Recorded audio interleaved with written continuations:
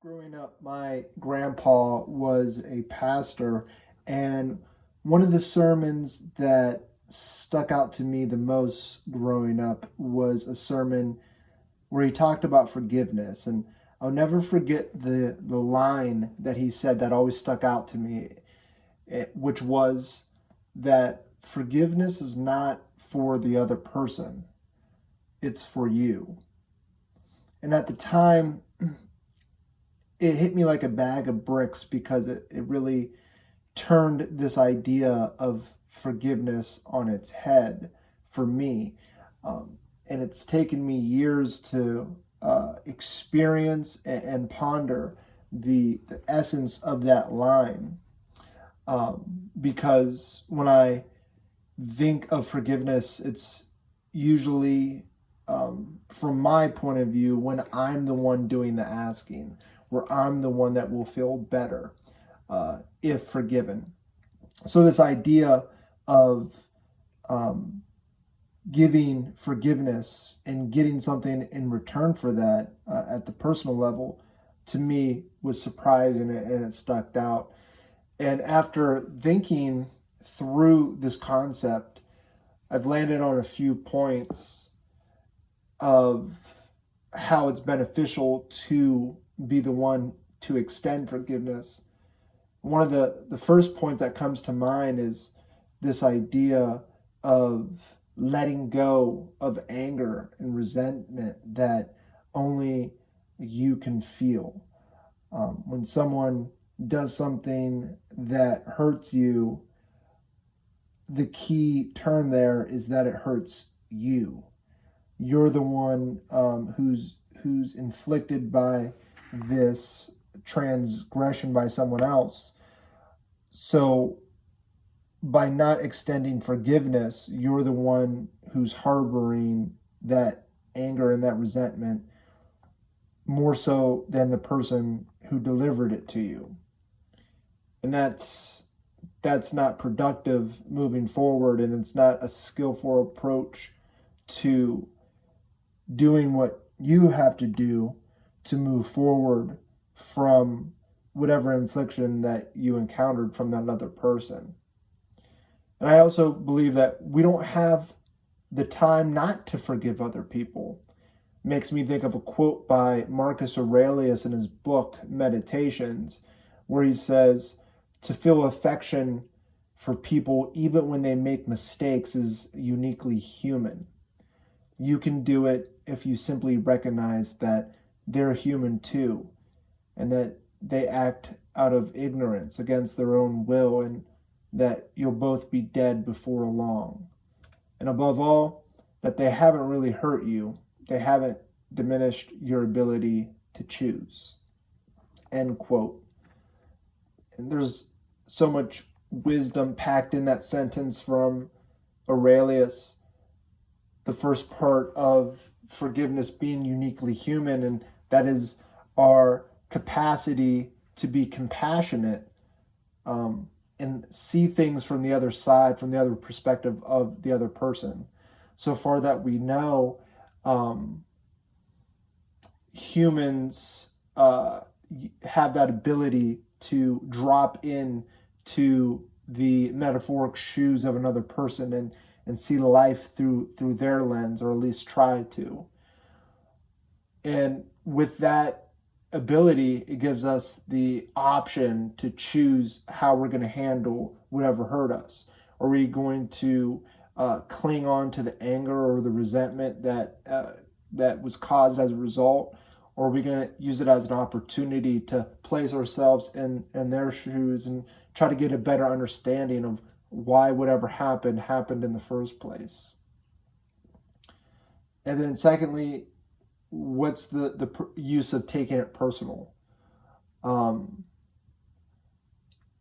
Taking it personal might, in a roundabout way, be putting your own ego on a pedestal. It's not as if someone is actively plotting against you and your demise. I don't think that we're important enough for other people to do that, nor do other people have the time to sit around and plot something hurtful against you. And then finally, they haven't taken away your ability to choose how you're going to respond to it. And to me, that's at the center of forgiveness. Is it's like, to me, when you're faced with this decision to forgive, it usually means that you have every right to not forgive. And it's when the hardest choices are the ones that you know what the right decision to make is, but you can easily justify making the opposite decision. So forgiveness takes an enormous amount of courage and honesty and humility to extend that to other people. And that's why I feel forgiveness is soft. From the male perspective here in America, forgiveness may be mistaken as weakness. But that softness, in all due respect, is something that transcends just an emotional state that someone provides to somebody else. I think that softness is reflected in nature, and there's themes that we could pick up to that to apply it to how we deal with each other. Forgiveness is soft, and forgiveness is healing. It makes me think of what the Taoists and the Tao Te Ching say, that, quote, men are born soft and supple, but dead they are stiff and hard. Plants are born tender and pliant, dead they are brittle and dry. And then it says, thus whoever is stiff and inflexible is a disciple of death. Whoever is soft and yielding is a disciple of life. The hard and stiff will be broken, the soft and supple will prevail. End quote. So being flexible, not being so stiff in our own ways, is the spiritual flexibility that gives us to go with what is, not with what we wish things were to be. And again, it's healing.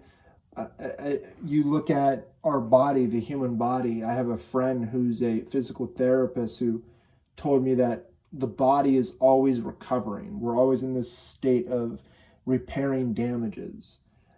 And the human body responds to resistance with growth. So why wouldn't it be the same in the case of spirituality? When it's most challenging to do the thing that transcends our own selfish desires, even perhaps when it's justified, is when it's most important to choose that option that helps others and that strengthens us as a result. And that's the opportunity in forgiveness. It makes me think of Dale Carnegie in his book, How to Win Friends and Influence People. The quote goes, instead of condemning people, let's try to understand them. Let's try to figure out why they did what they do. That's a lot more profitable and intriguing than criticism, and it breeds sympathy and tolerance and kindness. To know all is to forgive all. End quote. So when we forgive and when we let go of anger and resentment, that creates the space that we need to see things for what they are, as opposed to being stuck to that narrative that we have about the situation that plays on repeat. And because of that, forgiveness is more skillful. Forgiveness helps not only the other person, but it helps you. And as a result, I feel that you come out on the other side a lot lighter, a lot more knowledgeable about the capacity of others, with more depth and understanding of how people can treat one another for better or for worse. So with that, I appreciate your time. I appreciate your attention. I hope you're staying healthy. I hope you're staying sane. And until next week, have a good one.